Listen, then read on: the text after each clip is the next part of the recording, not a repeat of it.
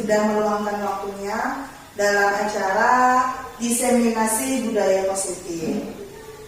Semoga hari ini diberi kelancaran, kesehatan yang berimbang. Adapun kegiatan diseminasi budaya positif ini adalah salah satu aksi nyata yang saya lakukan dalam pendidikan guru penggerak. Sebelumnya ada yang sudah mengetahui tentang apa itu budaya positif. Untuk semuanya, ada yang sudah tahu? Lanjut.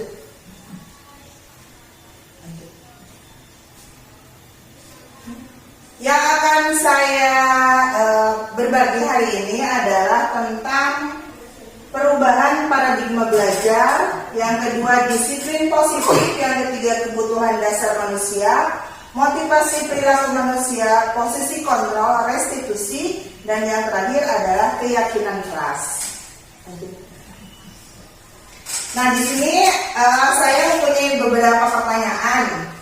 Yang pertama, apakah hukuman dapat mendisiplinkan siswa? Bagaimana menurut pendapat Ibu Kepala Sekolah serta rekan semuanya? Menurut pendapat saya itu jenis hukuman apa yang diberikan pada siswa. Kalau hukumannya berbentuk fisik itu tidak akan mendisiplinkan. Terus kalau jadi dilihat dari bentuk hukumannya itu apa. Oh iya. Yang lainnya barangkali ada rekan Nia. Kalau menurut saya Bu, hukuman itu menurut saya tidak akan mendisiplinkan siswa, tapi hanya akan membuat siswa merasa takut saja. Jadi makanya tidak dari hatinya disiplin, tapi hanya takut dihukum, makanya dia menjadi disiplin. Nah, di sini ada dua jawaban. Yang pertama, kesimpulannya itu dapat mendisiplinkan siswa meskipun apa jenisnya hukumannya ya Bu, mungkin seperti itu. Jadi tergantung jenis hukumnya yang seperti apa. Kalau menurut dunia, hukuman itu tidak akan mendisiplinkan siswa karena mungkin siswa di sini hanya akan merasa takut saja gitu. Takut misal, saya mah boleh kesiangan karena saya tidak akan kesiangan karena takut nanti nih bagian pelajaran siapa, nanti takut dihukum. Nah, mungkin seperti itu. Yang kedua, ada pertanyaan lagi. Apa perbedaan antara hukuman dengan konsekuensi? Hukuman dengan konsekuensi. Ada yang bisa menjawab? Ya, siap. Terima kasih Pak Yan, sama Kak. Hukuman bisa dikatakan sebagai sebuah tindakan dari sesuatu yang dilakukan orang. Kalau konsekuensi mungkin hampir sama, cuman orang itu sudah tahu apa yang akan terjadi. Oh ya. Kalau hukuman itu berarti tadi itu harus ada kesalahan dulu tidak? Ada, tapi tidak tahu apa yang akan terjadi nantinya hukuman. Kalau konsekuensi tadinya tahu apa akhirnya nanti yang harus diterima gitu ya. Nah, yang ketiga, yang terakhir, apakah penghargaan dibutuhkan untuk siswa? Barangkali ada bahwa punishment dan penghargaan itu sama satu keseimbangan. Jadi ketika ada siswa yang melanggar aturan, maka itu harus ada punishment. Ketika ada siswa yang berlaku positif dan menonjol dari siswa lainnya, maka yang perlu penghargaan. Oh ya, jadi intinya penghargaan itu dibutuhkan ya Bu, supaya anak mungkin bisa termotivasi ya dengan penghargaan tersebut untuk lebih giat lagi. Mungkin seperti itu ya Bu. Nah, ini adalah pertanyaan romantik. Di sini dari beberapa pertanyaan ini adalah materi-materi yang nantinya akan saya bahas. Tapi Tapi betul atau tidaknya nanti kita akan ketemu dalam pembahasan selanjutnya. Oke. Terima kasih untuk yang sudah menjawab.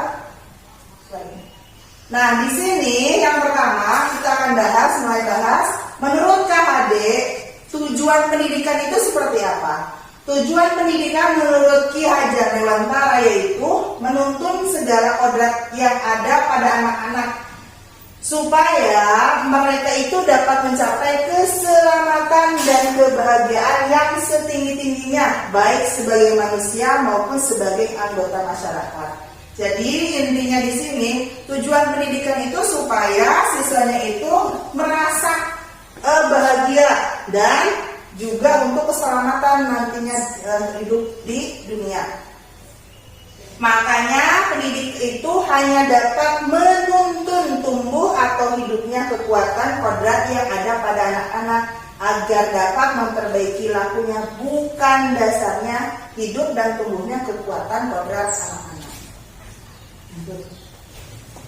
Nah, di sini tadi pertanyaan judul yang saya lakukan adalah diseminasi budaya positif. Budaya positif di sini atau yaitu nilai-nilai dan kebiasaan-kebiasaan di sekolah yang berpihak pada peserta didik agar mereka dapat berkembang menjadi pribadi yang kritis, penuh hormat dan bertanggung jawab. Artinya budaya positif di sini itu adalah sebuah kebiasaan, culture atau nilai-nilai yang sudah diterapkan atau yang akan diterapkan di sekolah yang berpihak intinya semua kepada murid. Jadi bukan untuk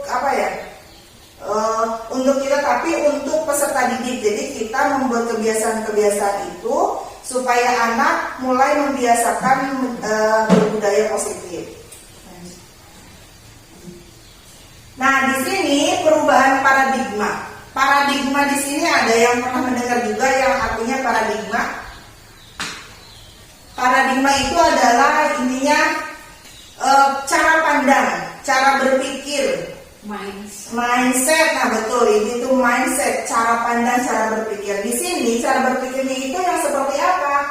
Yaitu untuk membangun budaya yang positif, sekolah perlu menyediakan lingkungan yang positif, aman dan nyaman agar murid-murid mampu berpikir, bertindak dan mencipta dengan merdeka, mandiri dan bertanggung jawab. Lazimnya disiplin dikaitkan dengan kontrol, artinya ada yang mengontrol atau sebuah kontrol hidup. Dalam hal ini kontrol guru dalam menghadapi murid. Jadi kita yang sebagai pengontrolnya untuk segala sesuatu yang ada di sekolah kita. Nah, di sini kita misalkan ini pada intinya seperti ini kegiatannya. Misal sekarang Bu Devi sama Ibu saling pegang, misalnya mengepalkan tangan. Mengepalkan tangan seperti ini. Bu Devi akan membukakan tangannya ke Ibu tidak? Ibu sebaliknya akan mengepalkan tangan yang seperti ini, akan membiarkan Bu Devi membukanya atau tidak? Kalau di sini, misal kita bayangkan Anda menyimpan sesuatu yang sangat berharga di dalam kepalanya. Misalnya nih, di dalam kepalan Bu Devi sama Ibu itu, di dalamnya itu ada barang berharga atau yang sangat berharga di dalam kepalanya. Nah, sekarang misalnya Bu Devi atau Ibu nih di sini akan menjaganya atau membiarkan Ibu maupun Bu Devi untuk membukanya atau tidak? Kalau menurut saya nih ya, kalau menurut saya, kalau saya tidak akan dibuka karena bukan berarti apa ya, kalau dibuka itu artinya menyombongkan diri gitu. Menyombongkan diri. Jadi loh kok saya punya ini yang berharga gitu. Pamer gitu ya Bu. Oh jadi iya. kalau sifat saya itu nggak suka pamer. Jadi mending disimpan sendiri saja gitu. Orang lain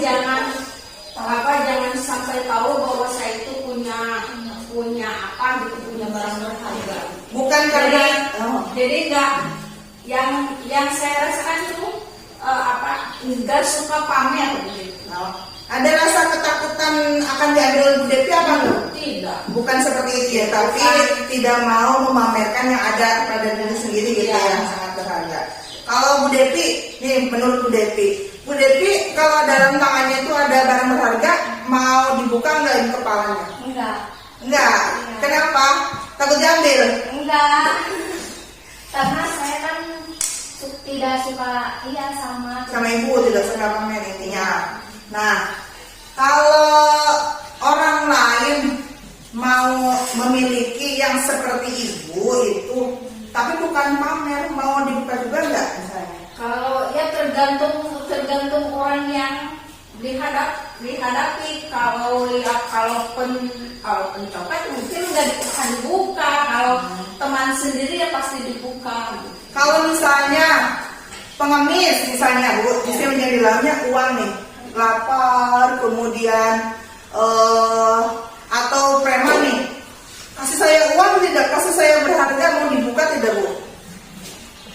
Misal dipaksa nih, diintimidasi, dirayu, kemudian mau dibuka nggak ini Bu? Kalau dirayu, misalnya gini ya, kalau dirayu sama pengemis mungkin akan dibuka, dikasih sebagian. Ya. Kalau diintimidasi, kayak diintimidasi, mungkin itu dilihat dulu orang yang mengintimidasinya itu akan mencelakakan fisik atau enggak begitu. Jadi intinya Kalau misalnya memang untuk menyelamatkan diri sama orang yang misalnya yang intimidasinya yang sangat keras, ya mungkin dibuka. berarti, dibuka dan ditutupnya atau di kepalanya tetap ditutupnya itu tergantung siapa Bu? Tergantung atau tergantung ibu diri sendiri? Kalau tadi, jadi misalnya kalau untuk kalau tidak ada yang intimidasi gitu, saya tidak akan membuka karena tidak mau pamer. Kalau yang misalnya kalau mau intimidasi, tapi intimidasinya yang sangat keras, misalnya akan menyerang fisik, ya lebih baik dibuka dan dipastikan. Nah, seperti itu. Jadi ibu kalau misalnya si pengemisan minta, mungkin agak sedikit dibuka. Ya. Kalau yang intimidasi tidak mau, nah berarti kontrol atau itu terserah kontrol ibu kan, ibu mau membuka atau tidaknya. Nah, seperti itu. Jadi anak pun mau menerima kontrol kita itu tergantung anak. Anak mau menerima kebaikan dari kita atau tidak, itu tergantung dari anak. Nah, itu adalah buah kontrol diri. Lanjut. Jadi yang mengontrol itu adalah siswanya sendiri, mau menerima pembelajaran kita ataupun tidak. Mungkin seperti itu Bu. Kita sendiri yang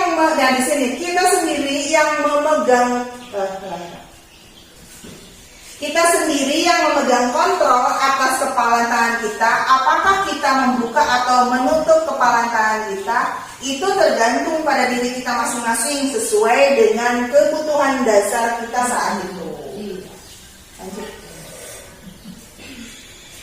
Nah, perubahan paradigma teori kontrol ataupun yang disebut ilusi kontrol ini adalah ilusi guru mengontrol murid, ilusi bahwa kritik dan membuat orang merasa bersalah dapat menguatkan karakter. Ini berarti hanya ilusi kontrol. Ilusi bahwa semua penguatan positif efektif dan bermanfaat. Ilusi bahwa orang dewasa memiliki hak untuk memaksa.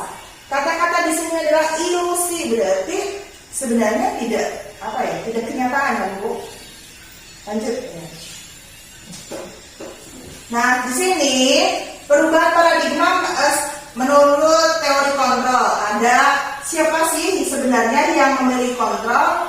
Ada di sini menurut stimulus respon dan teori kontrol. Perbedaannya, di sini kita mencoba mengubah orang agar berpandangan sama dengan kita. Jadi di sini kita mencoba supaya orang itu misalnya berpikir A, misalnya kita berpikir A, maka orang lain pun harus berpikir A. Sedangkan pada teori kontrol kita berusaha memahami pandangan orang lain tentang dunia. Jadi tidak memaksakan.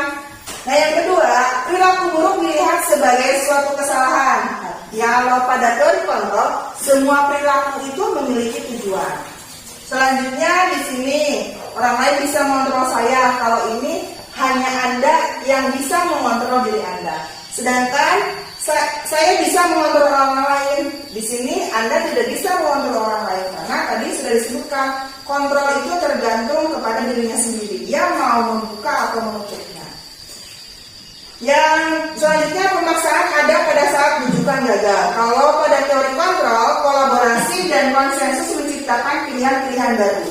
Yang terakhir, model berpikir ini berpikirnya menang atau kalah nih. Kalau meskipun dalam sesuatu apapun ini pasti berpikirnya menang atau kalah. Tapi kalau pada teori kontrol ini pasti berpikirnya menang. Tidak ada yang kalah-kalah. Soalnya tergantung perspektif masing-masing. Misalnya saya menang. Misalnya ketika saya berkelahi sama Pak Ian misalnya. Menurut saya menang. Tapi menurut Pak Ian juga menang. Tidak ada yang kalah-kalah. Itu menurut teori kontrol.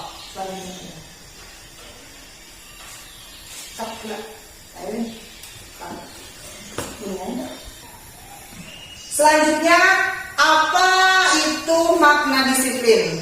Barangkali Ibu, Pak Ian, Bu Devi, sama Bu Nia ada yang mau menjawab apa itu makna disiplin?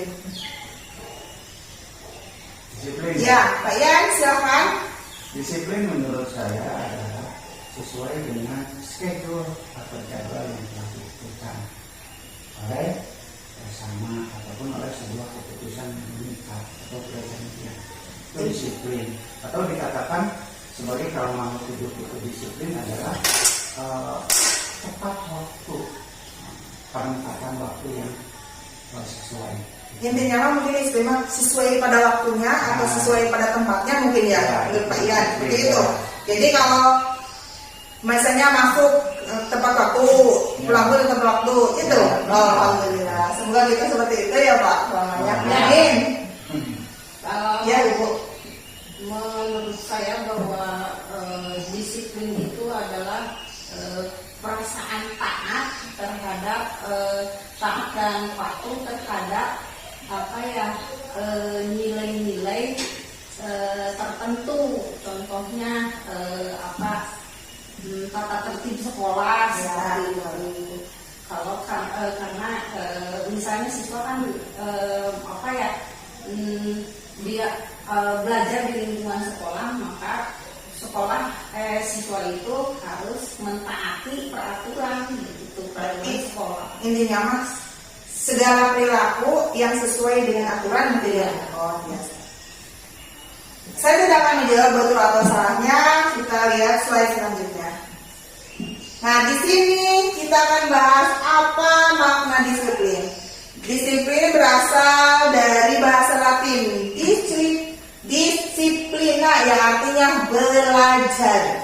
Makna asal dari kata ini berkonotasi dengan disiplin diri dari murid-murid Sokrates dan Plato. Disiplin diri membuat orang menggali potensinya menuju sebuah tujuan. Menggali potensinya menuju sebuah tujuan. Apa yang dia hargai. Namun dalam budaya kita, makna kata disiplin telah berubah menjadi sesuatu yang dilakukan seseorang pada orang lain untuk mendapatkan kepatuhan. Jadi yang sering kita dengar disiplin di sini adalah sesuatu yang dilakukan seseorang pada orang lain untuk mendapatkan kepatuhan. Jadi taat intinya Bu, tadi betul kata Ibu taat. Nah di sini kecenderungan umum adalah menghubungkan kata disiplin dengan ketidaknyamanan, bukan dengan apa yang kita hargai atau pencapaian suatu tujuan mulia. Nah, disiplin di sini Anda tidak bisa mengontrol orang lain, hanya Anda yang bisa mengontrol diri Anda. Intinya berarti kontrol pada diri sendiri. Kita tidak bisa mengontrol orang lain maupun orang lain tidak bisa, sebaliknya orang lain pun tidak akan bisa mengontrol kita. Disiplin di sini artinya adalah kemampuan memerintah diri sendiri, bukan memerintah orang lain ya.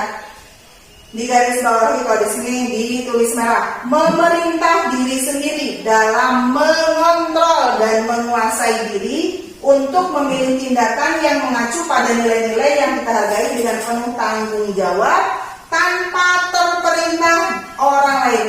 Jadi intinya tidak ada yang memerintah dan tidak ada yang terpaksa melakukannya. Iya, tadi kan sudah saya katakan bahwa sikap atau perasaan untuk taat dan patuh. Iya, tanpa Sikap ada dan paksaan. perasaan, gitu. Sikap dan perasaan diri untuk taat dan patuh. Gitu. Yes, ya, betul.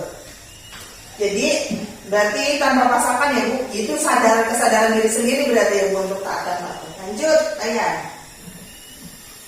Nah di sini maksud dari nilai-nilai yang kita hargai yaitu nilai-nilai kebajikan. Artinya sifat-sifat positif manusia yang merupakan tujuan mulia yang ingin dicapai setiap individu. Di sini contohnya yang nilai-nilai kebajikan itu ada pada profil pelajar Pancasila. Ada 6 dimensi ya Bu. Yang pertama beriman, bertakwa kepada Tuhan Yang Maha Esa dan berakhlak mulia. Mandiri, bernalar kritis, berkebinekaan global, bergotong royong dan kreatif. Teori motivasi perilaku manusia. Pada dasarnya semua perilaku itu memiliki tujuan. Yang pertama, untuk menghindari ketidaknyamanan atau hukuman, apa yang akan terjadi apabila saya tidak melakukannya? Itu masuk ke dalam motivasi eksternal. Artinya eksternal ini dari luar diri kita, dari lingkungan, kemudian dari orang lain, pokoknya di luar diri kita nih. Ini masuk ke dalam motivasi eksternal. Yang kedua, untuk mendapatkan imbalan dari orang lain atau institusi, apa yang akan saya dapatkan? Apa yang akan saya dapatkan apabila saya melakukannya? Ini pun masuk ke dalam motivasi eksternal. Artinya bukan dari diri sendiri, tapi ada faktor luar. Yang ketiga, untuk menghargai diri sendiri, saya akan menjadi orang yang seperti apa bila saya melakukannya. Ini adalah masuknya ke motivasi internal, artinya dari diri kita sendiri. Ada pertanyaan di sini, mau seperti apa nih? Apa yang akan saya lakukan? Jadi kita sadar. Lanjut. Kebutuhan dasar manusia itu ada 5. Di sini ada cinta kasih, kita butuh rasa kasih sayang ya Bu, rekan-rekan semua. Kemudian ada kesenangan, kebebasan, serta penguasaan dan survival. Survival di sini barangkali Bu, gimana? Bertahan hidup. Jadi semua ini supaya apa? Supaya kita bisa bertahan hidup, survive dalam kehidupan kita saat ini maupun untuk masa depan. Itu pun untuk murid, bahwa kan tujuan kita itu adalah murid. Jadi supaya siswa itu nantinya bisa bertahan hidup di masa kini maupun untuk masa depan. Lanjut. Nah di sini ada kasus Ibu Ani, guru kelas 5 di SD Pelita Hati, sedang bingung menghadapi ulas salah satu murid di kelasnya, Agus namanya. Beberapa anak telah datang dan mengeluhkan Agus yang seringkali meminta bekal makan siang mereka dengan paksa. Jika Anda menghadapi situasi seperti Ibu Ani, apa yang akan Anda lakukan? Menurut Anda kira-kira apa alasan Agus melakukan hal itu? Jadi di sini ada murid yang namanya Agus sering meminta bekal kepada temannya. Terus yang kita lakukan nih sebagai guru mau seperti apa? Didekati dulu Agus, coaching pribadi antara guru dengan Agus. Itu apa sih yang melatar belakangi Agus suka minta bekal gitu. Jadi kita dengarkan dulu Agus cerita gitu, apa alasannya ya. Jadi harus paham betul apa alasannya sehingga bisa menentukan solusinya. Oh siap. Ya. Jadi kita berpanggil dulu ya Bu Agusnya, kemudian kita tanya kenapa nih Agus suka minta bekal, apa alasannya. Nah setelah tahu alasannya apakah A atau B, maka kita baru menentukan solusi untuk menangani kasus Agus ini seperti apa. Ya. Lanjut Pak. Nah di sini dalam konteks penerapan disiplin positif, Ibu Ani sebaiknya mencari tahu, tadi yang Ibu lakukan sudah betul ya, mencari tahu alasan Agus melakukan tindakan tersebut agar mengetahui kebutuhan mana nih yang sedang atau yang berusaha dipenuhi oleh Agus. Apabila jawaban Agus karena ia lapar dan orang tuanya tidak membawakannya bekal makan siang, kebutuhannya berarti untuk bertahan hidup, intinya dia lapar ya Bu. Yang kedua, apabila jawaban Agus karena ia senang menjadi temannya, senang temannya jadi memperhatikan dia, kebutuhannya adalah cinta dan kasih. Intinya mungkin supaya orang lain itu tertarik kepada Agus, dia jadi bahan bahan pusat perhatian. Nah, yang selanjutnya, apabila jawaban Agus adalah dia merasa hebat karena temannya jadi takut dan menuruti keinginannya, berarti kebutuhan ini masuknya ke dalam penguasaan. Bahwa nih saya adalah preman atau apa yang paling kuat di kelas, saya berhak atas makanan Anda atau makanan rekan-rekannya. Seperti itu. Selanjutnya, apabila jawaban Agus karena dia merasa bosan dengan bekal yang dibawa ibunya karena selalu mendapatkan bekal yang sama, kebutuhannya adalah kebebasan. Mungkin bosan di rumah bekalnya, makanya itu aja. Jadi dia mungkin ingin merasakan makanan atau bekal orang lain. Yang terakhir, apabila jawaban Agus adalah karena iseng saja, jahil nih, dia berarti menikmati ekspresi wajah temannya yang kesal karena diambil makanannya. Itu dia berarti merasa happy kalau temannya itu teraniaya. Nah seperti itu. Lanjut ini.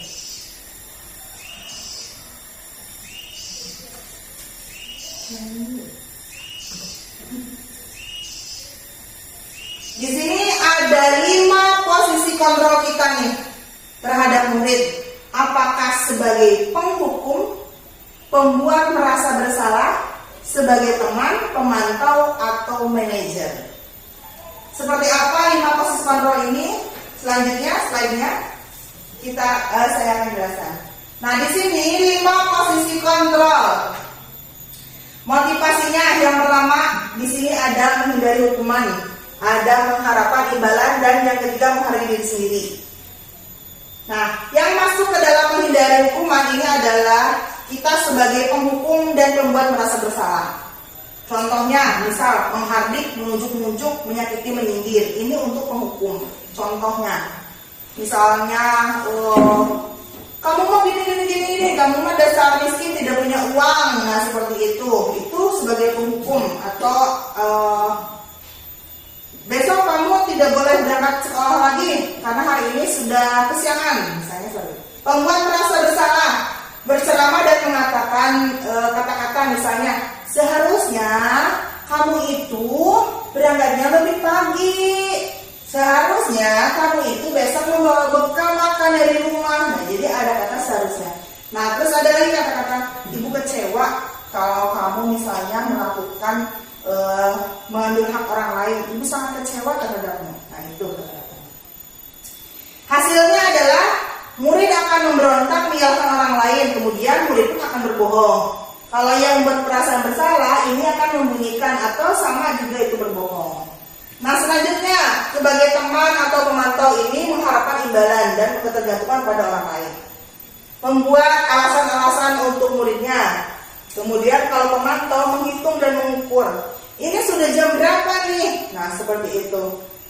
Berarti sudah kebiasaan. Kamu kesiangan sudah bukan hari ini saja. Sudah ada laporan nih misalnya. Seminggu ada 2 kali kamu tidak masuk, ini pemantau. Jadi anak itu dipantau berapa kali kesiangannya seperti itu. Nah, yang terakhir di sini ada menghargai diri sendiri.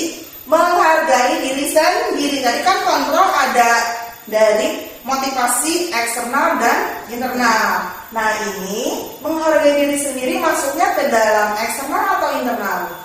Dari Internal ya. Berarti kalau ini biasanya kan tadi menjadi hukuman, harapan kembali itu masuk ke dalam ekstra. Kalau ini ke dalam internal. Manajer. Nah, sebagai manajer, kita sebagai manajer apa yang dilakukannya? Pertama, mengajukan pertanyaan-pertanyaannya. Kayak tadi Ibu, kenapa mengambil bekal orang lain? Jadi ditanyakan dulu. Kemudian, apa yang kita yakini? Kita yakin tidak perbuatan itu salah atau benar. Terus keyakinan apa yang kita sudah langgar di dalam kelas. Nah, terus apa yang bisa kau kerjakan untuk memperbaiki masalah ini? Jadi bertanya ke muridnya seperti itu, misalnya kata-katanya. Kemudian ini hasilnya akan apa? Akan menguatkan pribadi. Anak itu tidak akan merasa bersalah, tidak akan merasa takut jika posisi kita itu sebagai manajer. Jadi menurut rekan-rekan semua, posisi kontrol di sini yang paling perfect, paling baik untuk murid kita itu yang mana? Manajer. Sebagai manajer. Yang sebagai manajer. Tapi apa ya? Kadang-kadang bahwa seorang guru itu punya emosi tertentu. Kita tahu bahwa sebagai manajer itu yang paling baik, tapi pada saat-saat tertentu pasti guru melakukan menghukum, guru melakukan membuat anak merasa bersalah, atau guru sebagai teman atau guru sebagai pemantau. Ini yang sering-sering itu bahwa yang sering kita lakukan itu bahwa kita sebagai pemantau.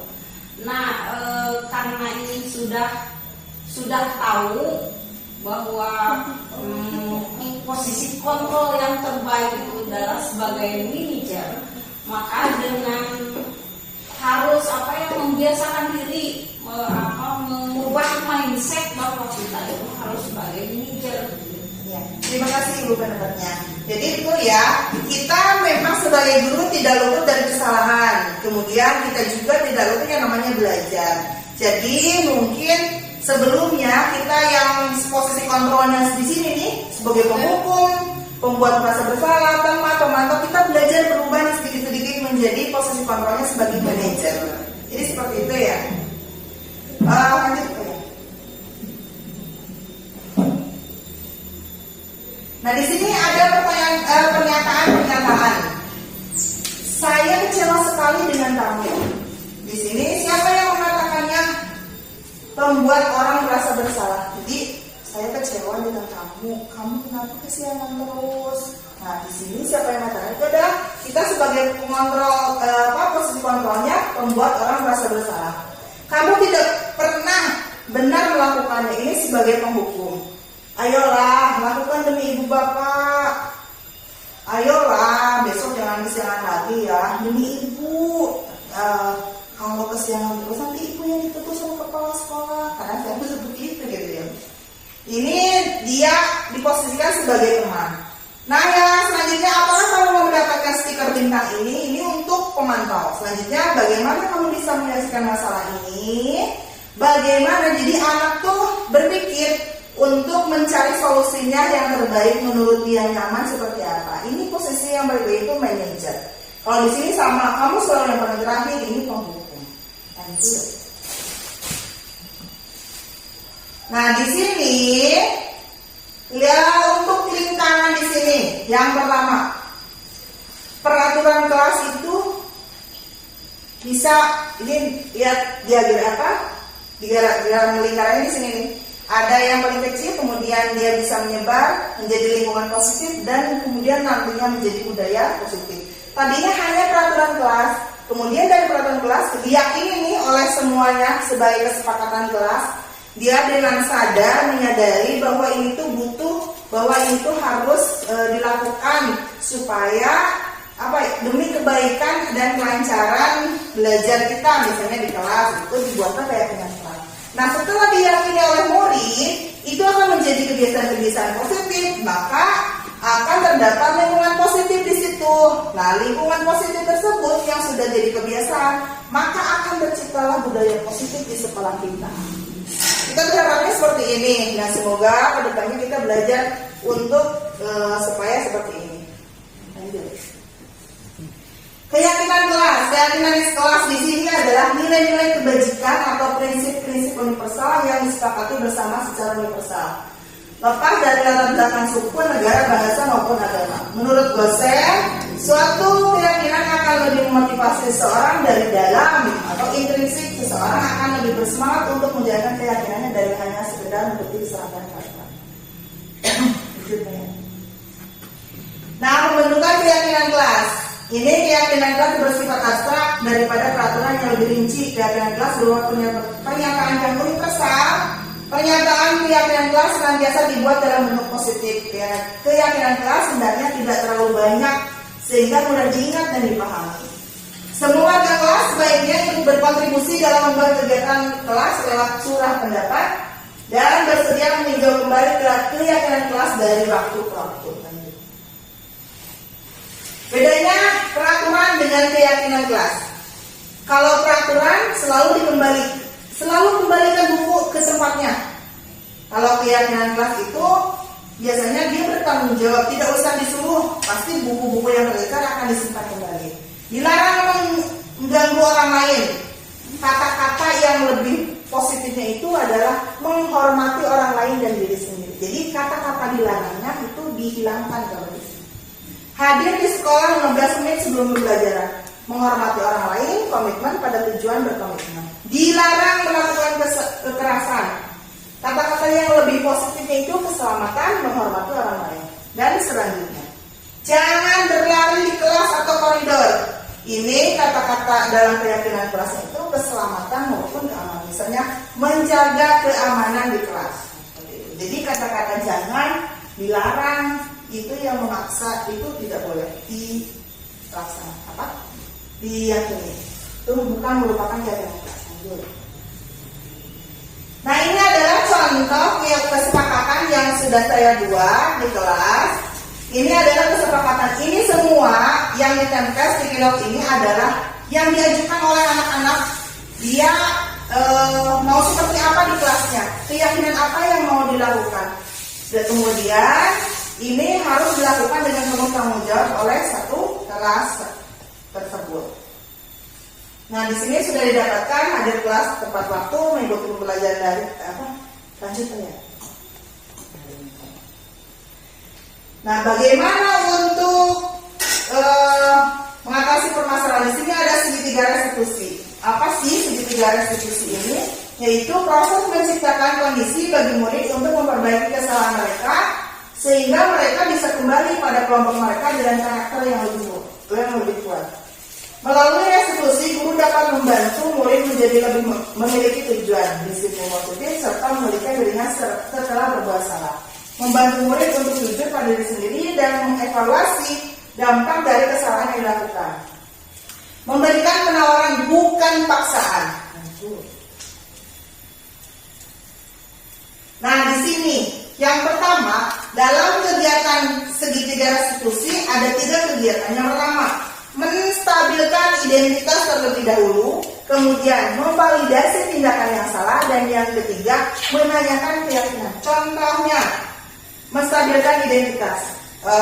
Yang kita harus lakukan, misalnya ada anak yang kesiangan misalnya.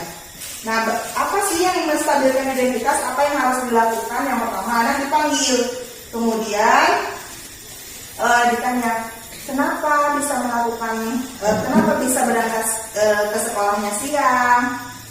Alasannya seperti apa? Pertanyaannya. Kemudian orang lain pasti pernah melakukan kesalahan, akan tetapi apakah kesalahan ini akan terus dilakukan? Nah, jadi anak tuh berpikir apakah, jadi dikembalikan lagi ke anak, apakah ini, apakah itu. Nah, seperti itu. Kemudian memvalidasi tindakan yang salah, artinya menanyakan ini, apakah tindakan ini menurut kamu benar atau salah? Nah, itu jadi bertanya. Kemudian orang lain pun, adakah cara yang lebih efektif untuk mendapatkan apa yang kamu butuhkan? Ini contohnya, kamu tentu punya alasan mengapa melakukan itu. Nah, ini untuk validasi tindakan yang salah. Jadi yang kedua ini. Yang ketiga, nilai-nilai apa, menanyakan keyakinan. Tadi kan sudah dibuat keyakinan kelas misalnya. Jadi kesiangan itu nilai-nilai apa yang telah kita sepakati. Berarti harus masuk kelas misalnya tepat waktu itu. Jadi apa yang dilanggar misalnya, berarti tadi melanggar keyakinan, tidak disiplin. Kamu ingin menjadi orang yang seperti apa nantinya misalnya, pertanyaannya seperti ini. Jadi segitiga restitusi itu ada 3 kegiatan atau 3 yang harus dilakukan dan diperhatikan. Yang pertama, kita stabilkan dulu kesalahannya seperti apa dengan bertanya. Terus yang kedua, validasi tindakan yang salah. Contohnya tadi ini pertanyaan. Yang ketiga, menanyakan keyakinan apa yang sudah dialaminya. Terus nantinya apakah akan dilaksanakan kembali untuk kesalahan ini. Jadi seperti itu. Lanjut ya.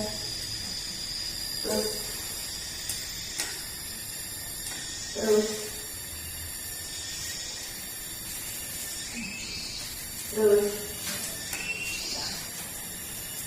mungkin seperti itu yang bisa saya sampaikan. Jadi di sini yang bisa mengontrol itu adalah diri kita sendiri. Jadi siswa pun meskipun kita paksa gitu supaya mau ini mau itu, dia kalau misalnya tidak mau menerima tetap tidak mau menerima. Jadi kontrol itu ada pada diri kita dan diri siswa masing-masing. Kemudian sebaiknya kita menjadi guru itu adalah menjadi diposisikan dalam tadi manajer. Yang ketiga, apabila ada masalah ataupun di sekolah itu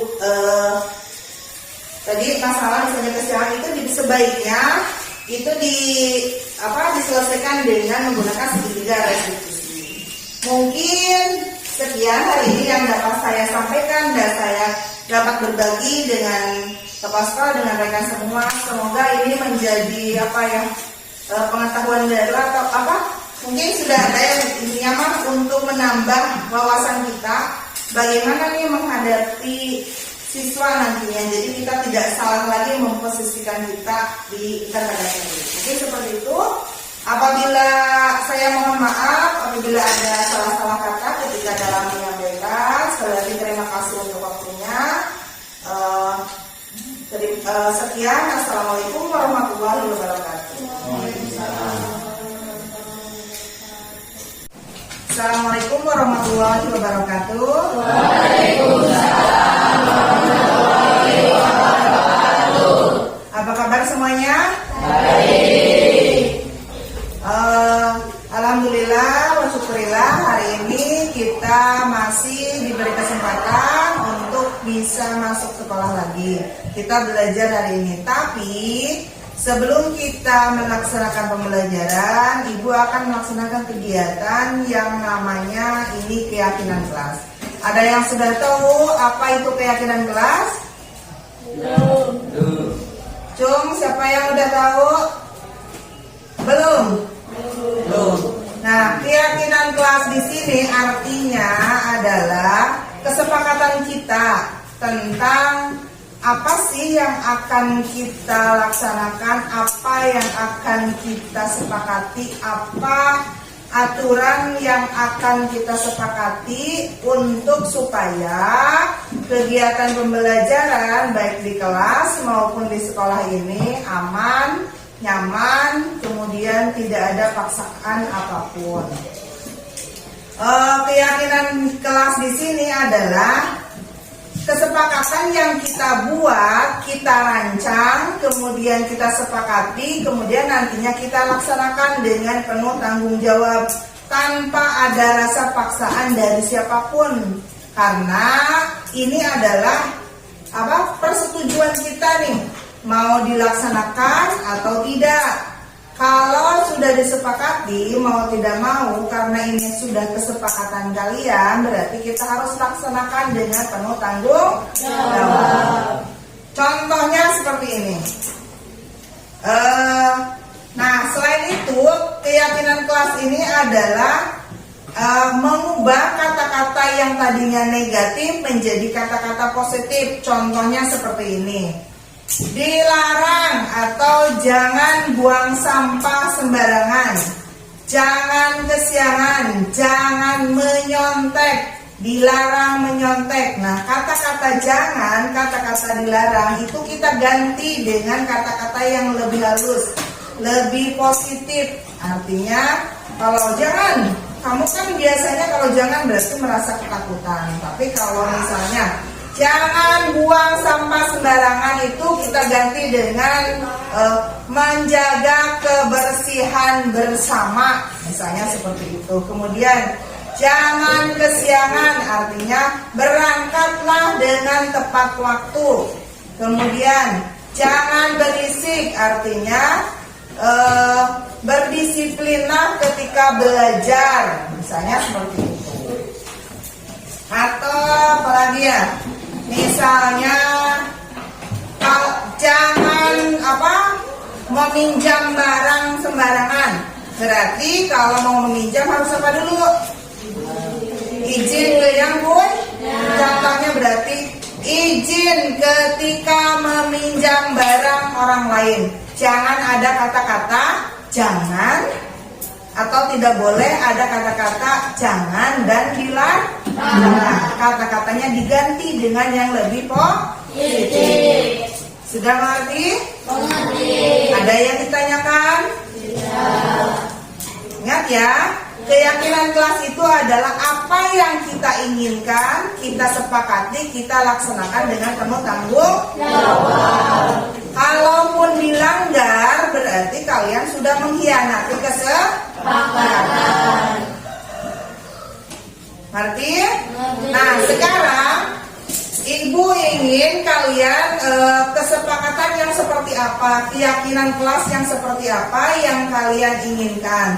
Ibu akan membagikan sticky note ini, kemudian kalian tulis apa kesepakatan atau keyakinan kelas di sini.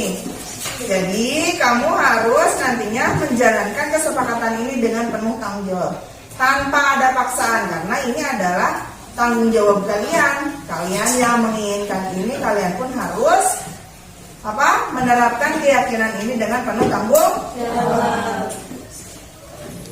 Ibu bagikan ya. Ingat, lemnya di bawah.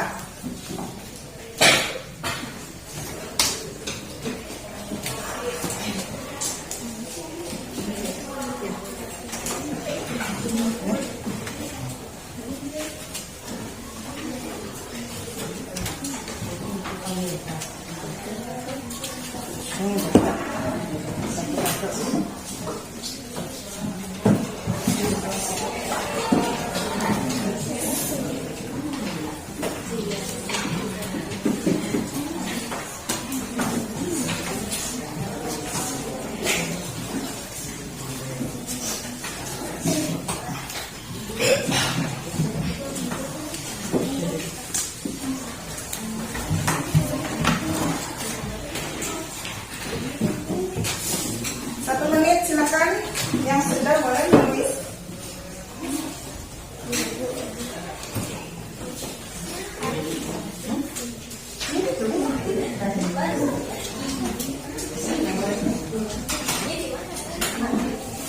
Daya, silakan kalian tulis keyakinan kelas yang seperti apa yang kalian inginkan. Ini supaya kegiatan pembelajaran kita itu lebih disiplin. Lebih disiplin positif ya, untuk kenyamanan dan keamanan kita selama proses pembelajaran di sekolah ini.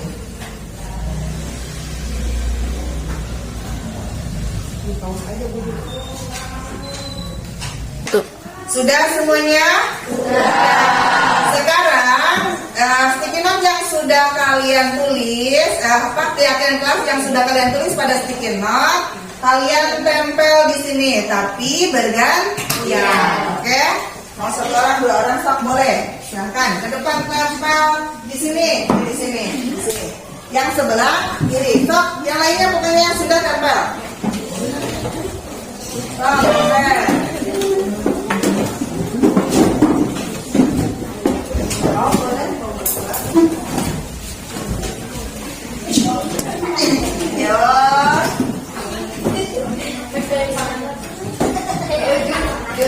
Wow, yang sudah boleh duduk kembali.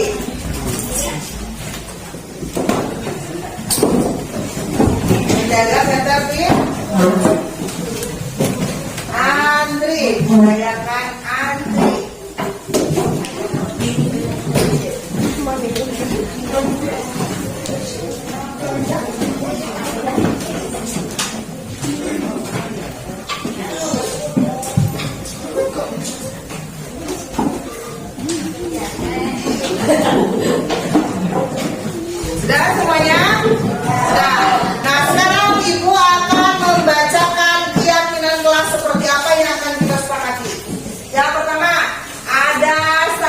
menjaga kedisiplinan, kemudian berangkat tepat waktu, habis belajar diam di tempat, saling menghormati sesama teman, menjaga kebersihan kelas, budayakan antri, buang sampah pada tempatnya, ini menjaga kebersihan, terus menghormati orang lain, menjaga tata tertib sekolah, ini menjaga menghormati. Nah, ini adalah keyakinan kalian yang akan kita sepakati. Yang akan kita sepakati berarti ibu sepakat, kalian pun sepakat. Keyakinan kelas ini di sini yang sudah kita tulis diantaranya adalah saling menghormati dan menghargai orang lain. Nah, di sini ini kan kata-katanya kita ambil salah satunya. Ini kan sama ya. Saling menghormati dan menghargai orang lain. Kemudian adalah disiplin. Mana disiplin?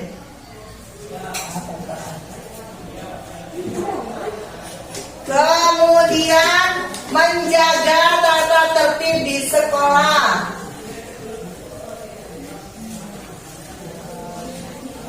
Kemudian menjaga kebersihan di kelas. Membantu teman yang kesulitan.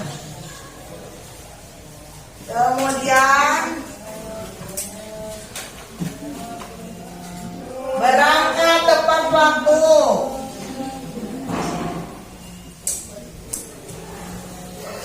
Udah ya? Berdoa sebelum belajar. Ini kan di sini ada saling menghormati dan menghargai. Kita simpulkan satunya aja. Saling menghormati dan menghargai orang lain. Kemudian disiplin, berangkat tepat waktu.